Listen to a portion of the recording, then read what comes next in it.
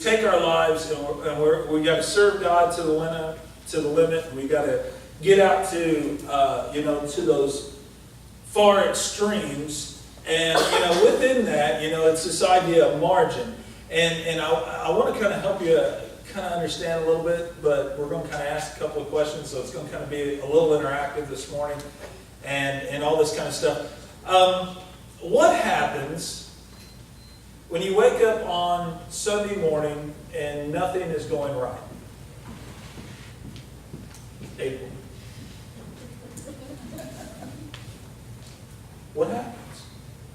Become very frustrated. Frustrated. That's one word. What's another word for frustration? Mad. Mad. Okay. What's another word? Angry.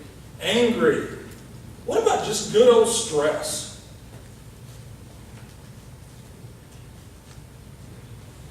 Have you ever had to go somewhere and it was important, Thanksgiving dinner kind of stuff, and you're when it's going to be, when you have to be there, when it starts, and so you're backtracking in your mind and you start giving yourselves, well, okay, I got 30 minutes to get there. I need 30 minutes to take a shower and get ready. I have to get, we got to get the kids ready, so that's a little bit of time. And you start figuring out exactly when do I have to start getting ready to be somewhere on time. And what you've done is you've created a margin. You've created this small sliver of extra. And that's kind of what we're going to look at. What is margin? Go ahead and click on it, buddy. That's the amount that's available beyond what is necessary. And to be quite honest, we are all living in a margin. How many, Kendra, do you know exactly when you have to leave home to be at work on time? Yeah. A small margin. We know exactly when we got to leave to drop off the kids so they're not late. I know exactly when I need to leave the house to go pick up the kids so I'm not at the end of the line, but I'm more in the middle of the line. And if anything happens, if anything comes up, if any little obscure, unexpected situation creeps in, it throws off my margin. And I lose out where I wanted to be. And then I get all those emotion words that you shared this morning. I get angry, I get mad, I get frustrated, I get stressed. Because my margin has slipped away. I no longer have that little sliver.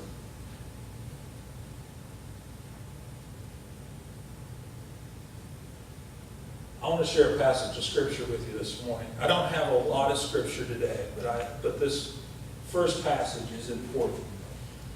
We have got to get to a place where we're not so worried about all the little things that we have to do, and we have to be able to focus on what really matters. We got to stop living in the margins of life and just start living life. Here's the passage of scripture. That's the cue for you to click the button. Thank you. No, we're in training here. It's okay. Very familiar passage of scripture, but you got to listen to it very carefully. Basically, we have two sisters, and I am just going to make a wild guess right away that most of us can identify with one of the sisters, and the sister that we're identifying with is the wrong one. Not that we purposely go through life trying to be like this. It's just how we interact with life. We end up doing it because we can't help it, if that makes sense. And so, I'm not trying to be mean. I'm going to make statements today, and it may not be pleasurable, and it may not make you happy or anything. It's just, that's the truth of the matter. I end up identifying more with Martha than I do with Mary. And if you've been around me, you understand. April knows this so well. I end up getting stressed because I'm living in margins. I have my days picked out. I have my time figured out. I have all these little things that I got to get done. And if one thing messes up, it throws off the rest of my day. Because I only live in the margins and I'm focusing on the things that don't matter. And I have to start focusing more on what really matters. And here's the passage of Scripture. As Jesus and his disciples were on their way, he came to a village where a woman named Martha opened her home to him. She had a sister called Mary who sat at the Lord's feet listening to what he said, but Martha was distracted by all the preparations that had to be made. Somebody's coming over for dinner, and what do? You got to clean house, you got to make food. Everybody, hey, we all identify with that, right? My folks tell me, hey, we're going to be down next week. You know what I end up doing? I'm giving the house a deep cleaning just to get ready for them to come.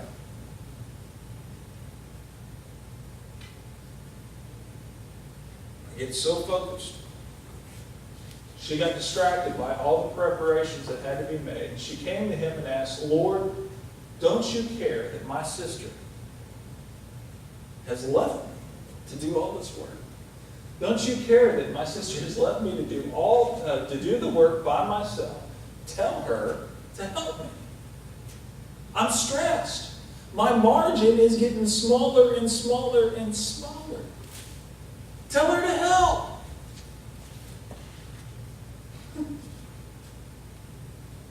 Martha, Martha, the Lord answered, you are worried and upset about many things, but only one thing is needed.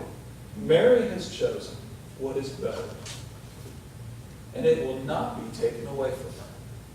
Now let me tell you what this passage is not about.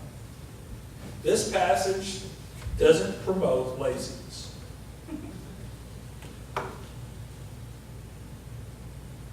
We can't go through life saying, well, Jesus said not to worry about doing housework, that we're going to focus on the more important things. So I'm not going to do nothing. That's not what he's saying. He's saying, when the Son of God was present in the home, the most important thing was spending time with him. He didn't say housework, cooking, washing dishes isn't important. You don't have to worry about doing it. What he's saying is, she has chosen to spend time listening to me. That's where we end up making some mistakes. We can even make those mistakes here at church. We get so caught up in doing church that we lose sight of who we're actually serving. At the end of the day, the only thing that matters is that God's glorified and that we do all we can to serve him.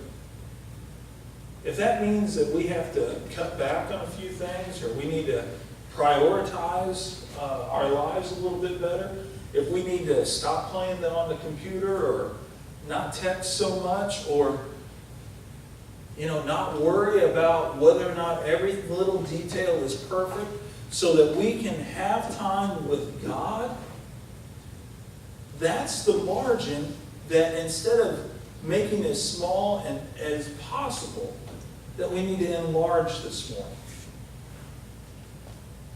If I need to be a little more creative, a little more disciplined, a little more